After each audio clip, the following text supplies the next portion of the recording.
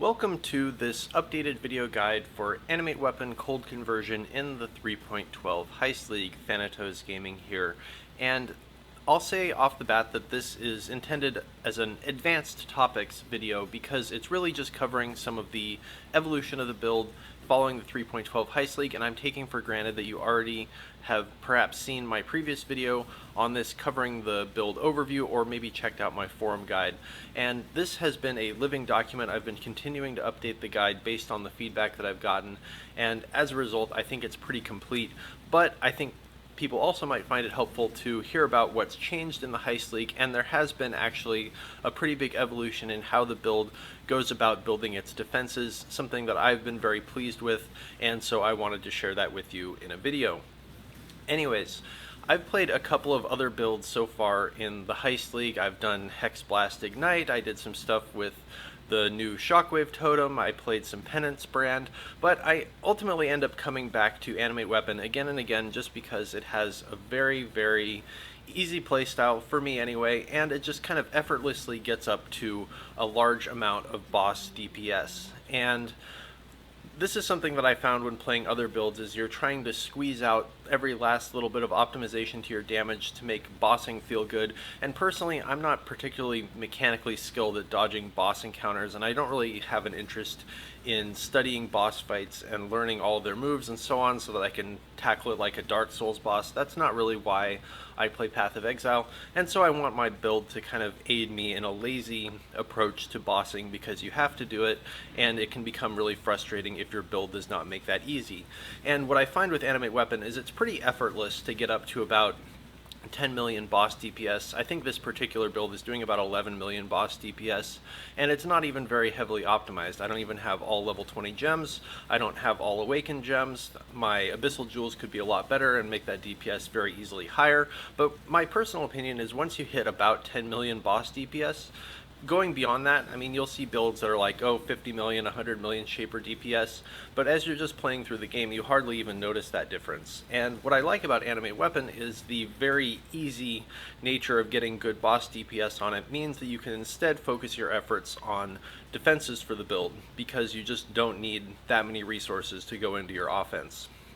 And as a result, I've switched over to using a mind over matter agnostic version of the build, and as you'll notice when I'm playing this, I don't have much of any mana reserved, and that's because I'm using my mana as effectively a second pool of health. And this makes the build a lot more tanky. It's better at dealing with extended boss encounters because mana regeneration will also recharge health, meaning you don't have to worry as much about running out of flasks. And in the very next section, I'll talk a little bit more in depth about the gearing and the gem choices that have changed with this. And the reason that I've shifted over toward a mana-based defense is that Glancing Blows, which was previously the defensive method of choice, was pretty substantially nerfed in 3.12, and so I wanted to do something different, and I've been very happy with this mana version. I've played it with a couple of different variations, and I think I've settled on something pretty good, so stick around and I will share with you exactly how that works and what it looks like as you're gearing up an Animate Weapon character. Here's a quick walkthrough on the gearing variations that I've made for this version of the build. The core and most expensive item on it is this All's Uprising amulet, which goes for somewhere between 15 and 20 exalted. The purpose of that being to leave mana unreserved so that we can use that as an extension of our health pool. Combining the mana plus life, it's about 8,500 effective HP that I've got, and that makes it's still possible to get one shot, but it's a lot less likely. I'm also going for a pretty defensive setup using Belly of the Beast as my chest armor. There's no offensive benefits to this whatsoever, but it does give a nice boost to life and resistances. And this is a pretty typical setup for Animate Weapon, using Hypothermia, added cold, elemental damage with attacks, minion damage, getting that awakened whenever I've got the currency for it, and then Divergent Melee Splash is a nice upgrade over the base version, and that gets swapped for Multi-Strike whenever fighting tough bosses like Conquerors or so on. So then the rest of the setup, pretty typical, just a minion wand. This will eventually be multi-crafted to also add on a increased minion damage prefix. I just did a trade search for anything with +1 to level of physical spell gems and move speed and an open suffix, because the most important thing is that this can have trigger a socketed spell when you use a skill, and that is triggering Desecrate, Divergent Flesh Offering, which gives a little bit of extra attack speed for minions, and then this Assassin's Mark, which is not triggered 100% reliably, but it does curse bosses and cause them to take extra damage, and because the base item for Lingering Blades is kind of like a Glass Shank, which has a high base crit chance, and we're using the monkeys to create power charges for our minions, this is actually a very large DPS boost when it eventually does get applied onto bosses. For the helmet, typically you would put your support minions in the helmet, but in this particular case, just the way that the crafting worked out, how I got this helmet is I traded for the pre-enchanted one with a meaningful enchant. Animated weapons deal increased damage is not my favorite one to have. I'd rather have the extra chance to create 2 minions, but this is fine also. And then I just hit it with an essence to get the +2 level the socketed aura gems, and then I can stick my generosity and my hatred in there. It's a very, very small DPS boost, but you take whatever you can get. Also in there I've got my Carrion Golem linked to Feeding Frenzy, as you do. Then that leaves my shield for the cast when damage taken Steelskin setup, along with Convocation just for general utility. The Anomalous Convocation, the quality on it gives a buff of increased move speed to minions, which is pretty great. You do notice it. It would be nice to have the increased cooldown recovery, but I like having the move speed whenever you activate that. And then on the shield, I just traded for something that had a lot of life and mana and +1 to physical spell skill gems. And that's really all its job, is just to give me some defensive stats and then a small DPS boost with the gem levels. In the boots, I went looking for something that would be supported with Fortify, because after I crafted the helmet, I realized that I'd be putting my support minions in the boots, and I wanted to make sure that my Animated Guardian and my Raised Spectre would not be dying all the time. Typically you would link Raised Spectre to Blood Magic, because the monkeys that you summon in order to generate power and frenzy charges, they have a very small mana pool and they won't cast their buff regularly without blood magic. However, I'm running a high level clarity aura in order to support my own mana regeneration, and I found that that's also plenty to support the mana regeneration on the specters, so no blood magic required. That is still linked to Elemental Army, so that when they hit an enemy it will apply cold exposure to them and just get another small bit of a damage buff.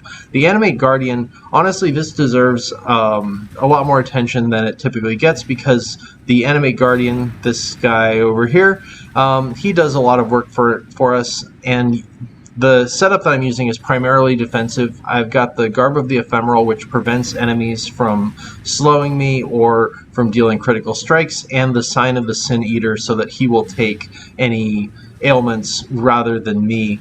So effectively it's ailment immunity just for using this one gem and giving it some supports. And then the helmet he's using is a rare Redeemer influenced helmet with -9% to cold resistance for nearby enemies, and then Victario's boots in order to give the whole team move speed, and the shield is the oak because it just has a lot of life regeneration to keep that guy alive. I've yet to see the hit points on my Animate Guardian ever even dip, even in the slightest, and having the alternate quality version for extra HP, well, that certainly doesn't hurt either. The belt, its job is just to hold an Abyssal Jewel, and then, as you do, we have the 4 green Triad Grip, and that's basically the core of the build. I'm getting my fire damage to trigger Elemental Equilibrium off of this ring. I just happen to have it from a previous character that I was running, so it's giving me fire damage to my Blade Fall, which I can use to trigger Elemental Equilibrium. Now, just for a quick rundown on what the passive tree looks like, this is very, very similar to a more traditional version of the build, except that I'm grabbing mana wherever possible. I will say that taking Essence Extraction is a pretty high priority, because it gives effectively unlimited uses of the mana flask within reason, and if you do get hit with an ailment, it'll remove it, but that's not the key part. Really, this is what gives the build a lot of sustain, because as you're running through, or if you're in an extended boss fight maybe, like something like one of the Elder Guardians or whatever, that you may be worried about running out of flasks, this will prevent that from happening.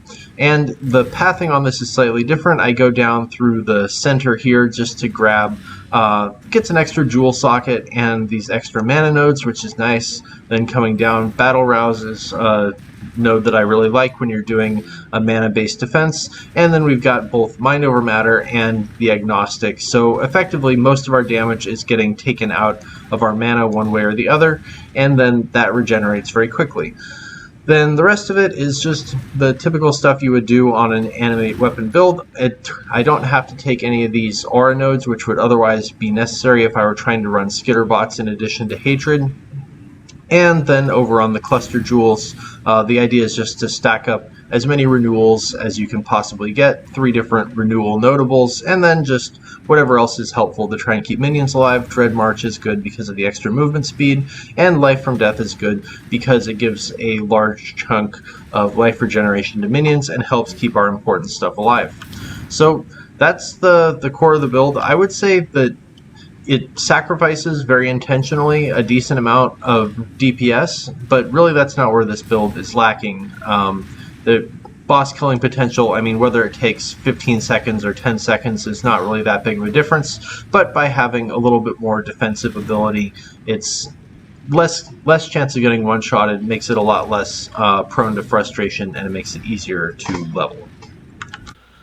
And that was about all I had to say about this new version of the build, because Animate Weapon still remains, in my opinion, an extremely strong skill. If you've never played with it and you like playing minions but want something a little bit more active than the typical Spectres or Golems build, I'd encourage you to give it a try. Anyways, the end of the video, I'm just leaving an Elder Guardian level 83 that I fought last night, and with that, I'll be signing off. If you have questions, leave me a comment and hit subscribe if you'd like to see my future videos.